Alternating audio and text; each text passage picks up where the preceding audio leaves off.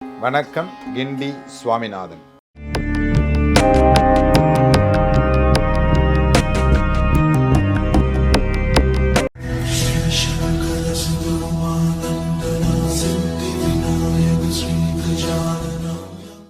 தமிழகத்தில் நிறைய சிவபுராணங்கள், சிவகதைகள், 63 நாயன்மார்களுடைய சரித்திரங்கள் நடந்து கொண்டே இருக்கின்றன.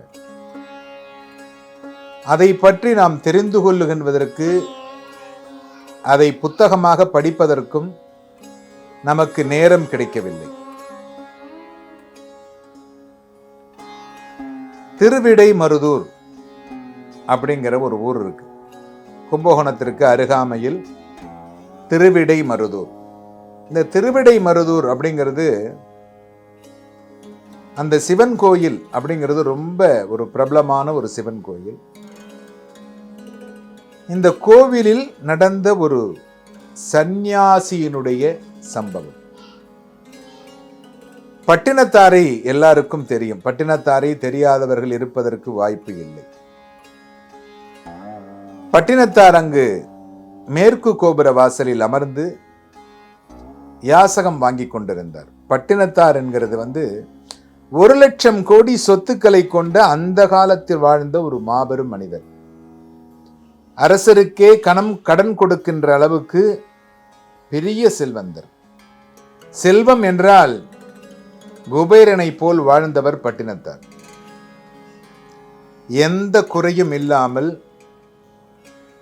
செட்டியார் வகுப்பில் பிறந்து நவரத்தனங்களை விலைக்கு வாங்கி அதை விற்பனை செய்தவர் பட்டினத்தார். அந்த பட்டினத்தார் சிவன் ஆட்கொண்ட காரணத்தினால் தன்னுடைய எல்லா சொத்துக்களையும் தானம் செய்துவிட்டு, அது தானம் என்று கூட சொல்ல முடியாது, அப்படியே விட்டுட்டு வந்துட்டார். அது என்ன ஆச்சுன்னு எந்த விதத்திலையும் சொல்லலை. அப்படியே விட்டுட்டு ரோட்ல இறங்கி நமச்சிவாய மந்திரத்தை சொல்லிக் கொண்டு வந்து விட்டார். திருவிடைமருதூரில் இருக்கிறார். மற்றொரு கோபுர வாசலிலே உஜ்ஜயினி அரசர் அவர் இருக்கார். அங்க அவர் பட்டினத்தார் மூலம் ஈர்க்கப்பட்டு சிவபெருமானுடைய அனுகிரகம் கிடைத்து அவரும் அங்கே பிக்ஷாவந்தனம் என்று சொல்லக்கூடிய பிட்சை எடுத்துக் கொண்டிருக்கிறார். இந்த சிவபெருமான் லீலைகள் செய்கின்ற பொழுது பார்த்தீர்களேயானால், நேரடியாக யாரை சந்திக்க வேண்டுமோ அவரையே சந்தித்து அவரிடத்திலே விளையாடுவார். ஒரு வயோதிக உருவம் எடுத்து சிவபெருமான் பட்டினத்தாரிடத்தம் சென்று அவரே அங்கு யாசகம் வாங்கி கொண்டிருக்கிறார். இந்த முதியவர் அவரிடத்திலே யாசகம் கேட்கிறார். அப்பொழுது அவர் சொன்னார், சுவாமி, நான் சந்நியாசி, என்னிடத்தில் எதுவும் இல்லை. மற்றொரு கோபுர வாசலிலே ஒரு குடும்பி இருக்கிறான், அவனிடத்திலே சென்று நீங்கள் யாசகம் கேளுங்கள் அப்படின்னு சொல்றார். உடனே அவர் அந்த கோபுர வாசலுக்கு சென்று அங்கே இருக்கக்கூடிய மன்னரிடத்திலே யாசகம் கேட்கிறார். அந்த மன்னர், யாசகம் வாங்கி கொண்டிருக்கக்கூடிய மன்னர் இந்த முதியவரை பார்த்து, சுவாமி, நானும் சந்நியாசிதான், என்னிடத்தில் நீங்கள் யாசகம் கேட்கிறீர்களே, இது நியாயமா? நானே யாசகம் வாங்கிதான் வாழ்ந்து கொண்டிருக்கிறேன்.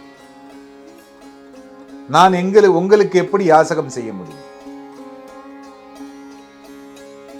அப்படின்னு அவர் சொல்றார். உடனே இந்த பெரியவர் சொல்றார், அப்படி இல்லை, அங்க இருக்கிற கோபுர வாசல்ல போய் ஒருத்தட்ட கேட்ட யாசகம், அவர் சொன்னாரு, இந்த மாதிரி இந்த கோபுர வாசல்ல இருக்கக்கூடிய குடுமி, இந்த குடும்பி கண்டிப்பா உங்களுக்கு யாசகம் கொடுப்பார் அப்படின்னு சொன்னாரு. அதனாலதான் இங்க வந்து கேட்டேன். உடனே இவர் யோசித்தார். அவர் பட்டினத்தார் எதையும் வைத்துக் கொள்ளவில்லை, உடம்பில் எந்த பொருளும் இல்லை, ஒரு 4 முழ வேட்டியோடு அவர் வாழ்ந்து கொண்டிருக்கிறார். அது கூட கரை இருக்காது.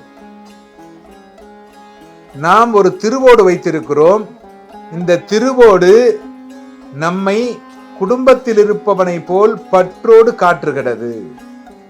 அதனால் பட்டினத்தார் நம்மை குடும்பி என்று சொல்லிவிட்டார் அப்படின்னு சொல்லி இந்த திருவோட்டை தூக்கி அடிக்கிறார். திருவோடு உடைஞ்சு போகுது. அப்பொழுதுதான் இவருக்கு, நாம் ஒரு திருவோடு வைத்திருந்தால் கூட சந்நியாசி வாழ்க்கை வாழ முடியாது. சந்நியாசி அப்படின்னா பற்று அறுத்து அவர்கள் வாழ வேண்டும். எதன் மீதும் பற்று இருக்கக்கூடாது. அது உணவாக இருந்தாலும், உடற் சுகமாக இருந்தாலும், பணமாக இருந்தாலும், அதில் பற்று இல்லாமல் இருந்தால்தான் இறைவன் உங்களை ஆட்கொள்வார். அப்படிப்பட்ட பெரிய மகான்கள் வாழ்ந்த ஒரு மாநிலம் தமிழ்நாடு. இந்த மகான்களுடைய அனுகிரகம், இந்த மகான்களுடைய ஆசீர்வாதம் நமக்கும் கிடைக்க வேண்டும் என்று பிரார்த்தனை செய்கிறோம்.